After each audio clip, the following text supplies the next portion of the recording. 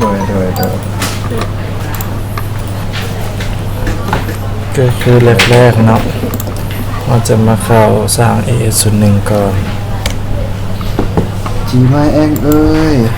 ใส่เป็นประเภทบัญชีอุดมไซไหลของโคเทรงการ3103ตัวไต้ขวัญโดยจะเป็น Company Code แล้วก็ใส่เป็นจำนวนซึ่งเราจะใส่เป็นสมุดใส่ส่งของฝ่ายเทมจิไต้ขวัญมาที่มามีเตรียมจ่ายจำนวนไปดีเทลทางทัศนตึงกายแล้วมาจัดจ้าจะใส่เป็น internal order ที่เขาสั่งนะตัวที่เรากีสะดุ้งของเขาจะเป็นเดี๋ยวมาเตรียมจ้าไหนจะแถวตัวนี้มันจะใส่เป็นของตัวเองที่สั่งนะแล้วก็มาห้องสุดท้ายเลยมีวันเศร้าสิในหมู่บ้านนี้จะใส่เป็นเลข0 ในหมู่บ้าน4ตัวในหมู่บ้านเขาแบบหมู่บ้านได้หมู่บ้านจากนั้นกดเซฟหมดไงไอ้ส่งซื้อดอกกีอาจจะได้เลขชุกทอตัวนี้ออกมามีรับพิเศษเรียนด้วยยังไงหลังจากนั้นมาเข้าที่โค้ด แล้วเราหมดแต่ขวัญAB01 ใส่เทียมให้แต่ขวัญเนื้อ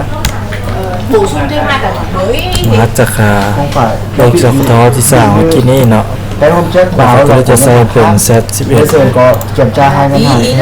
จากใส่แล้วกดติ๊กไปเลย em lại báo lại cái trường hợp จะ này ใส่เป็นการเคลื่อนไหวเป็นท้ายเดือนเนาะชื่อว่าการเคลื่อนไหวตัวนี้เป็นท้ายเดือน12chị nhớ không chắc cái này có một lần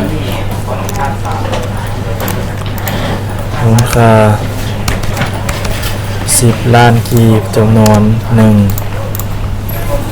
นี่ก็ใส่ไปเขาอธิบายทั่วไปสุดท้ายเป็นเลขบัญชีจะใส่เป็น731.001รับไว้เป็นข้อมูลที่เราต้องได้เติมจากนั้นกดเซฟเอนเตอร์บาร์หนึ่งผลิตน้ำระยะหักกันแล้วตัวนี้จะมีเอกสารเลขที่เอกสารญาติจบจบแจก